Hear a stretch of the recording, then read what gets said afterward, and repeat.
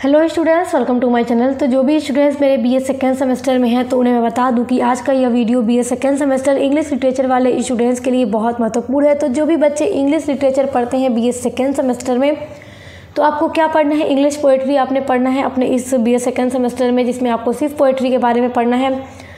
आपने first semester में pros पढ़ा था, सेकेंड सेमेस्टर में आप पोएट्री पढ़ेंगे। तो देखिए, आपको ये तो पता है कि पूरा BA second semester English literature का जो सिलेबस है वो मैंने अपलोड कर दिया था जब आप लोग सेकेंड सेमेस्टर में आए थे तभी, और पूरा आपका 1 से लेकर 8 तक का यूनिट्स पूरा कंप्लीट करवा दिया और पूरे प्लेलिस्ट में वीडियो ऐड है।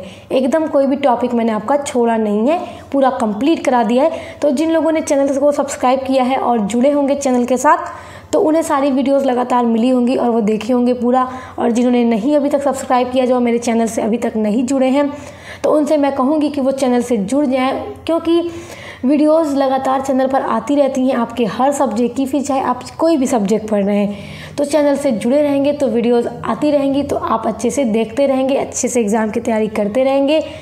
इसलिए सब्सक्राइब करके बेल आइकन को प्रेस कर लीजिए। तो देखिए, आज के इस वीडियो में मैं आपके इंग्लिश लिटरेचर के महत्वपूर्ण 14 टॉपिक बताने वाली हूँ, जहाँ से आपकी परीक्षा में प्रश्न 100% आएंगे ही आएंगे। देखिए, आपके सिलेबस के कुछ टॉपिक ऐसे होते हैं जहाँ से प्रश्न हर साल परीक्षा में आते हैं, तो बस वही टॉपिक मैं आज उठाकर लेकर आ गई हूँ आप लोगों के पास, और मैंने सोचा आपको बता दूँ, क्योंकि आप लोगों का एग्ज़ाम अब एकदम सर पर आ चुका है, करीब आ चुका है। तो इसलिए आप अपने उन 14 टॉपिक पर एक बार नज़र डालिए और अच्छे से देखिए, और बस इन्हीं 14 टॉपिक को पढ़ के चले जाइए। फिर आपका जो शॉर्ट क्वेश्चन होगा, लॉन्ग क्वेश्चन होगा, कोई भी नहीं छूटेगा, पूरा अच्छे से कंप्लीट हो जाएगा पेपर में। और बहुत सारे बच्चे परेशान रहते हैं कि कहाँ से सेंट्रल आइडिया आएगा, कहाँ से एक्सप्लेनेशन आएगा। तो इस वीडियो में मैं पूरा वो भी बता दूंगी कि कौन सी पोएम से आपका एक्सप्लेनेशन करने के लिए आएगा। तो सब कुछ आज की वीडियो में क्लियर हो जाएगा। तो चलिए वीडियो शुरू करते हैं। पहला आपका टॉपिक है फॉर्म्स ऑफ पोएट्री। मैं आपसे सबसे पहले ये बात कह दूंगी कि फॉर्म्स ऑफ पोएट्री में आपको यूनिट नंबर 1 में पढ़ना है, और 8 फॉर्म ऑफ पोएट्री आपको पढ़नी थी, और एक वीडियो में पूरा डिटेल में मैंने कंप्लीट करवा दिया है। कई पार्ट्स में वीडियो अपलोड है यूनिट नंबर 1 की। तो देखिए, यहाँ से जो क्वेश्चन बनता है वो आपका हमेशा वेरी शॉर्ट में बनता है। देखिए, लॉन्ग में आने के चांसेस कम होते हैं, क्योंकि शॉर्ट में बनता है ये सारा क्वेश्चन। जैसे पूछ देगा डिफाइन और define elegy, define dramatic monologue, define sonnet, what is sonnet, क्या आप समझ, मतलब what do you understand by sonnet. तो जितने भी फॉर्म ऑफ पोएट्री है वो ज़्यादातर शॉर्ट में ही आता है, जहाँ पे आपको आंसर लिखना होता है सिर्फ और सिर्फ 50 वर्ड्स में। तो इसलिए ये तो आप पूरा ही देखिएगा, क्योंकि लॉन्ग तो आएगा नहीं, शॉर्ट ही आता है। लॉन्ग में आने के चांसेस बहुत कम होते हैं। लॉन्ग में कैसे क्वेश्चन आएंगे, इस पर तो एक वीडियो ऑलरेडी मैंने अपलोड कर दिया है, तो आप परेशान हैं तो आप देख लीजिए।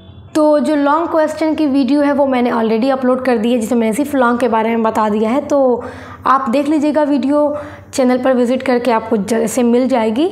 और इसलिए ये पहला टॉपिक मोस्ट इम्पॉर्टेंट है, यहाँ से प्रश्न आपको एकदम ज़रूर परीक्षा में मिलेगा। दूसरा स्टैंजा फॉर्म। स्टैंजा फॉर्म देखिए, यहाँ पर बाय मिस्टेक एन छूट गया है, तो आप इस पर थोड़ा ध्यान मत दीजिएगा। स्टैंजा फॉर्म्स में आपके 4 स्टैंजा फॉर्म है, जो कि बड़े छोटे छोटे हैं, तो ये भी आपके लॉन्ग में पूछने के चांस कम होते हैं। तो शॉर्ट में ही पूछेगा, तो इसको भी पूरा पढ़ लीजिएगा एकदम अच्छे से। एक एक चीज़ को समझा दिया है, आप सुन लेंगे, समझ लेंगे, नोट्स भी तो मैंने आपको दे ही दिया है, तो आप कर लेंगे आसानी से एग्ज़ाम में। और अगर बाई चांस कि लॉन्ग में पूछ दे तो भी आपको परेशानी नहीं होगी, क्योंकि जब लॉन्ग में पूछेगा तो पूरा एक्सप्लेन कर देना होगा, जितने भी स्टैंजा फॉर्म है। शॉर्ट में पूछेगा तो एक ही ना पूछेगा, 1 से 2 पूछेगा अलग अलग क्वेश्चन बना के आपका। तो छोटा पूछता है, 50 शब्दों में लिखना होता है, कोई परेशानी वाली बात नहीं है, क्योंकि एक एक चीज़ बहुत अच्छे से पढ़ा दिया है। पूरा यूनिट्स आपका अपलोड है डिटेल। तीसरा मोस्ट इम्पॉर्टेंट टॉपिक है पोएटिक डिवाइस। देखिए, पोएटिक डिवाइस आपका बहुत इंपॉर्टेंट है, और आपके सिलेबस में कई सारे पोएटिक डिवाइस दे रखे हैं आपके लिए, तो पूरा मैंने आपको पढ़ाई दिया है, आपको तो पता ही है। तो मैंने आज के इस वीडियो में जो इम्पॉर्टेंट पोएटिक डिवाइसेस हैं, जहाँ से क्वेश्चन आएगा एग्जाम में, वही आपको बताऊँगी। तो पहला है स्ट्रेस्ड एंड अनस्ट्रेस्ड सिलेबल। दूसरा है थीम। थीम पढ़िएगा, थीम पर आपका शॉर्ट क्वेश्चन बन जाता है डिफाइन थीम, या पूछ देगा what do you understand bye theme, या फिर पूछ देगा डिस्कस थीम। तो फिर आप बहुत सीधा है, पढ़ा दिया है मैंने आपको, देख लीजिएगा, नोट्स भी सब आपको दे ही दिया है मैंने। थर्ड इंपॉर्टेंट है फिगर ऑफ स्पीच। तो फिगर ऑफ स्पीच पर एक वीडियो डिटेल में मैंने अपलोड किया है। चौथा है नेगेटिव कैपेबिलिटी, और नेगेटिव कैपेबिलिटी को सबसे पहले किसने शुरू किया? तो जॉन कीट्स ने शुरू किया। ये जब मैंने आपको पढ़ाया था तभी मैंने आपको बता दिया था। अच्छा देखिए, पोएटिक डिवाइसेस में इतने सारे पोएटिक डिवाइसेस हैं, तो वीडियो लगभग मैंने 3 से 4 पार्ट्स में अपलोड कर रखी हैं पूरी। तो आप देखिएगा प्लेलिस्ट में आपको पार्ट 1 पार्ट 2 इस तरह से करके मिलेगी। पूरा थंबनेल पर ही मैं लिख देती हूँ ताकि आपको ढूंढने में आसानी रहे। तो ढूंढ कर पढ़ लीजिएगा, ये सारा बहुत इंपॉर्टेंट है, एग्ज़ाम में ज़रूर आएगा। अब देखिए, आपके सिलेबस में दे रखा है सारा कुछ पोएट्री, पूरी पोएम्स आपको दे रखी हैं। तो आप सोचते हैं पोएम से कैसा क्वेश्चन बनेगा, तो चलिए देख लीजिए कैसा क्वेश्चन आएगा। पहला आपका है let me not to the marriage of true minds.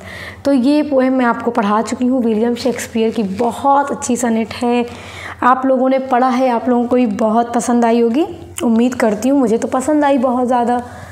तो ये आपको मैंने एकदम अच्छे से पढ़ा दिया था, एक एक वर्ड की मीनिंग बता कर। तो देखिए, आप पूरा पढ़े रहेंगे ना तो बड़ा आसान है, कुछ भी मुश्किल नहीं है। तो देखिए, इस पोएम से क्वेश्चन आएगा आपका central idea. Central idea of the poem let me not to the marriage of true minds, या फिर कह देगा write a central idea of true love. True love पूछ दे तो भी कंफ्यूज मत होइएगा, इसी पोएम का एक टाइटल है ट्रू लव। तो सेंट्रल आइडिया पूछेगा तो आप इस पर एक वीडियो मैंने अपलोड की है, central idea of the poem true love पर पूरा एक वीडियो अपलोड कर दिया है मैंने, ताकि आप लोग देखकर अच्छे से पढ़ लें।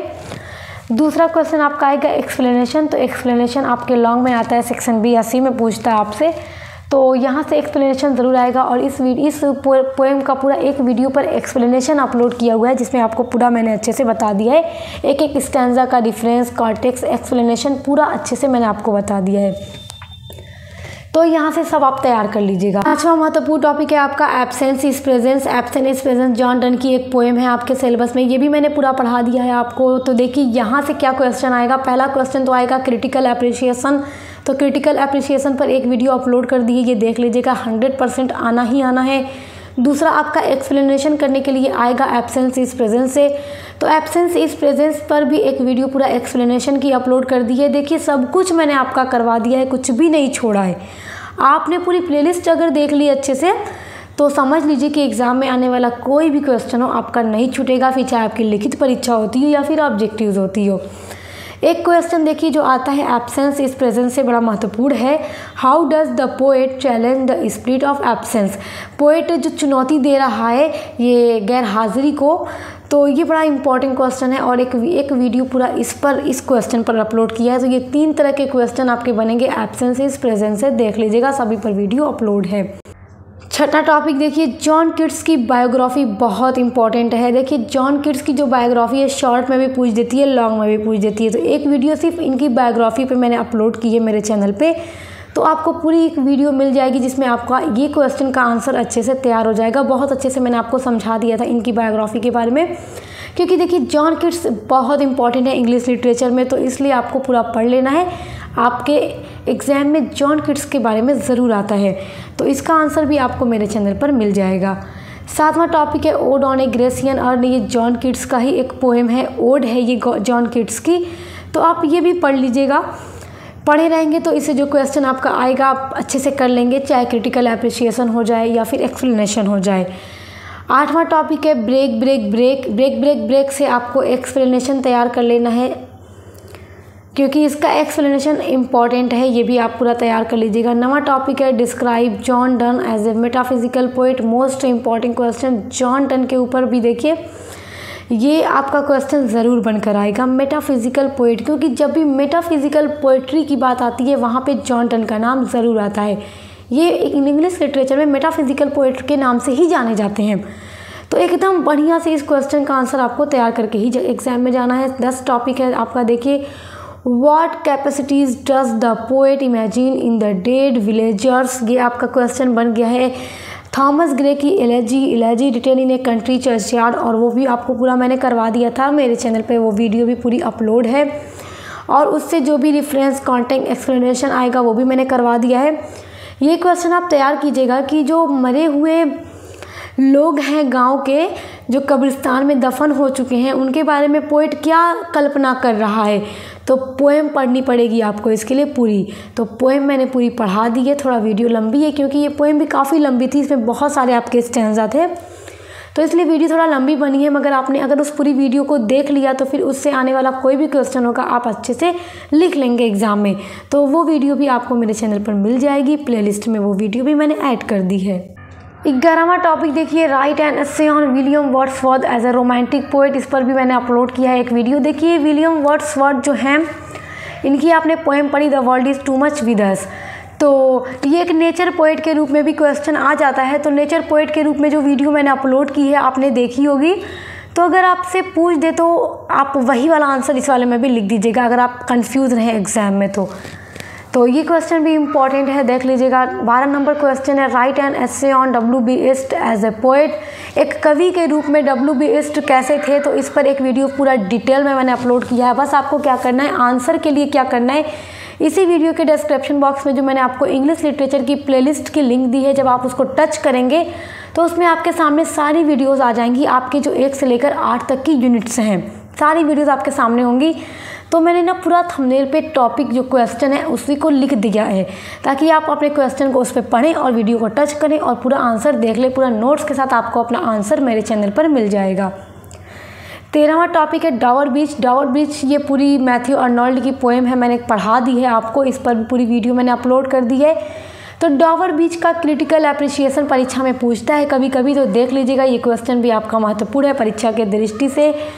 14वां टॉपिक है, what is the central theme of essay on man by Pope. Alexander Pope की जो आपने पढ़ी पोएम एसे ऑन मैन, बहुत अच्छी पोएम है अलेक्जेंडर पोप की। तो उसकी जो सेंट्रल थीम है क्या है, क्योंकि पूरा कुछ मनुष्यों के बारे में उन्होंने इसमें बताया है, मनुष्य कैसा है। तो मैंने पढ़ाया था आपको ये पोएम, तो आपने पढ़ा होगा, आपने पढ़ लिया, तो थीम लिखने में कोई मुश्किल काम नहीं है, बना के बस आपको लिख देना है। तो ये 14 महत्वपूर्ण टॉपिक जो आज की इस वीडियो में मैंने आपको बताए हैं, इन सभी को एकदम बढ़िया से रट लीजिए, क्योंकि आपको यहाँ से क्वेश्चन 100% परीक्षा में देखने को मिलेंगे ही मिलेंगे। उसके अलावा आप अपने BA सेकंड सेमेस्टर में अदर चाहे कोई भी सब्जेक्ट पढ़ने, कोई भी सब्जेक्ट, सभी की प्लेलिस्ट चैनल पे बनी हुई है। पूरा 1 से लेकर 8 तक की यूनिट्स कंप्लीट करा दी गई है। मॉडल पेपर की वीडियोस लगातार आ रही हैं। उसके अलावा जो आपका को करिकुलर सब्जेक्ट होगा फर्स्ट एड एंड हेल्थ, उसकी भी एक पूरी प्लेलिस्ट चैनल पर बनी हुई है।